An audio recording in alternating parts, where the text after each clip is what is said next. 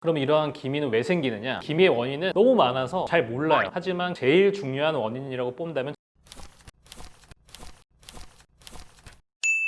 안녕하십니까 여러분.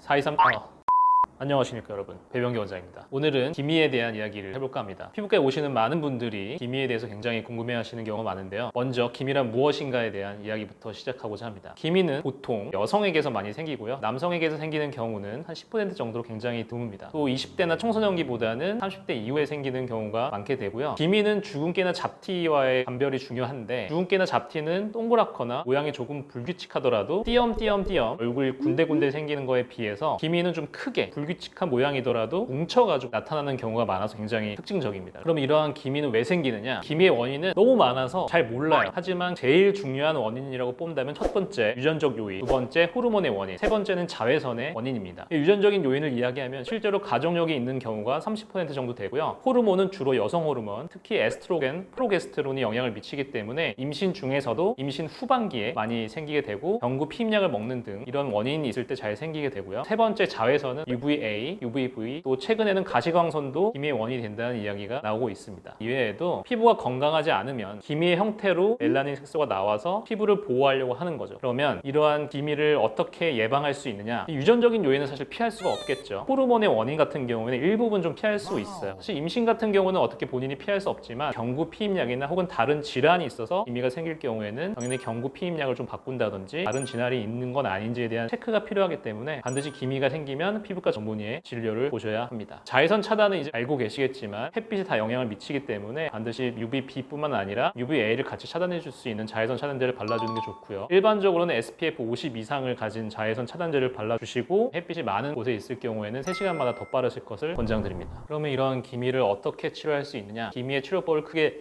4가지로 정리해서 말씀을 드리는 편이에요. 먼저 먹는 약. 기미 치료에 먹는 약은 트라넥사믹 애시드라고, 이름이 좀 어려운데요. 이 먹는 약은 원래 처음에 기미 치료제로 개발된 건 아니고요. 원래 사회적 응급 치료 목적으로 개발이 되었다가 우연한 기회에 기미의 효과가 있는 걸 잘 알려서 많은 기관이 연구가 돼서 보고하는 기간은 한두달 넘어가게 되는 대부분의 환자, 보고된 바에 따라서 95% 이상의 환자에서 효과가 있다고 알려져 있습니다. 이 원약 자체가 다른 질환 치료하는 용량보다 굉장히 적은 양이기 때문에. 두 번째, 바르는 약입니다. 교과서적으로는 하이드로퀴논, 미디렉트의 일종이죠. 두 번째 트레트모인, 비타민 A인데 많은 분들이 티바 A로 알고 있는 것. 그다음에 세 번째는 약간 스테로이드. 이 세 가지가 섞여 있는 크리그마 폴레이션이 기미의 표준 바르는 약으로 알려져 있습니다. 상품명으로는 멜라논 크림, 프릴루스트라 이렇게 알려져 있죠. 기미 자체가 좀 예민한 피부이기 때문에 너무 과량을 바르거나 소량을 바르더라도 피부에 자극을 일으켜서 기미가 더 심해지는 경우가 있기 때문에 약을 굉장히 소량 바르고 매일 바르지 말고 2, 3일에 한번 바르시는 게 좋거든요. 많은 분들이 궁금해하고 또 물어보시는 게 루미나 크림, 하이드로퀴논 단독으로 이루어진 약제예요. 발라도 효과가 없는 건 아닌데 세 가지 병합된 치료제보다 효과적이냐? 그렇지가 않기 때문에 바르는 약을 선택하시는 게 제일 좋고요. 세 번째, 레이저 토닝 치료입니다. 기미의 특이한 점이 이 멜라닌 세포들이 실제로 의학적으로 앵그리 멜라노사이트라고 하거든요. 그 멜라닌 세포들이 화가 나 있어요. 그래서 얘네를 살살 달래가지고 얘네를 없애거나 일을 안 하도록 만들어야 되거든요. 약하게 하기 때문에 일상생활 하는데 아무 지장이 없고 통증도 많이 없어요. 편한데 단점이 뭐냐? 좀 많이 해야 돼요. 1, 2주 간격으로 10번, 20번 꾸준히 치료를 받으시라는 걸 제일 권장을 드려요. 레이저 토닝 치료는 1064 파장을 가진 뭐 레이저고 뭐 이렇게 있는데, 제가 말로 이렇게 설명드리는 건 너무 어렵잖아요. 그래서 제가 직접 화면으로 보여드리도록 하겠습니다. 종이에 써있는 잉크에다가 1064 파장의 레이저를 쏴보도록 하겠습니다. 이렇게 쏘는 걸 보시면 검은색 색소가 레이저에 의해서 없어지거나 파괴되는 걸 보실 수 있죠?